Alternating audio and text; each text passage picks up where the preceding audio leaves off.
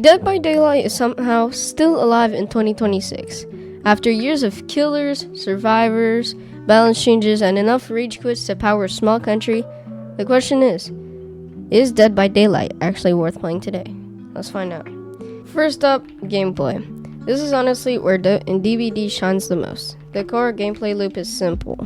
Survivors repair generators and try to escape while a killer hunts them down. Sounds basic, but every match feels different.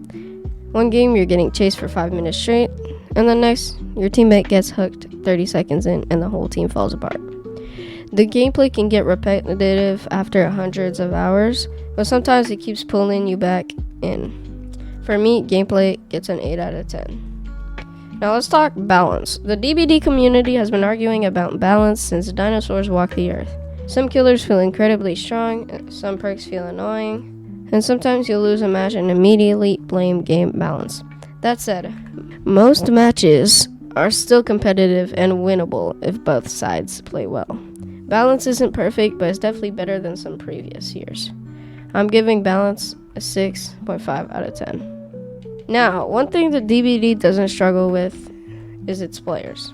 Finding matches is usually quick, especially during peak hours. The game still has a massive community, tons of streamers, YouTubers, and people discussing it online every day. Dead by Daylight feels very alive in 2026. Player base gets a 9 out of 10. Let's be honest, the first few times you played Dead by Daylight, it's terrifying. But after hundreds of hours, most killers stop being scary and start becoming annoying coworkers. Still, killers like Ghostface, Myers, Chucky, and Drudge can absolutely make your heart skip a beat. It's not the scariest game anymore, but the tension is still there. Horror factor gets a 7 out of 10. Holy shit, scary ass guy. Dead by Daylight keeps pumping out new content. New killers, survivors, events, collaborations. Whether every update is amazing is another story, but you can never really say the game is abandoned. There's almost always something new to check out. Content gets a 9 out of 10. The base game is actually pretty cheap, especially during sales. The only issue is DLC. There are so many killers and survivors that now collecting everything can get expensive. If you're just buying the game and a couple characters, it's a great deal. If you're trying to own everything, your wallet might start crying. Value gets an 8 out of 10. The progression system is much better than it used to be. Prestige rewards are useful, blood points are easier to earn, and unlocking perks isn't nearly as painful as before. There's still a grind, but it's manageable. Progression gets a 7.5 out of 10. Playing with friends. This might actually be DBD's strongest category. Playing solo can be rough. Playing with friends is chaos. You'll laugh, scream, throw your teammates under the bus, and probably get everyone killed. If you have friends who play, the experience is significantly better. Playing with friends gets a 10 out of 10.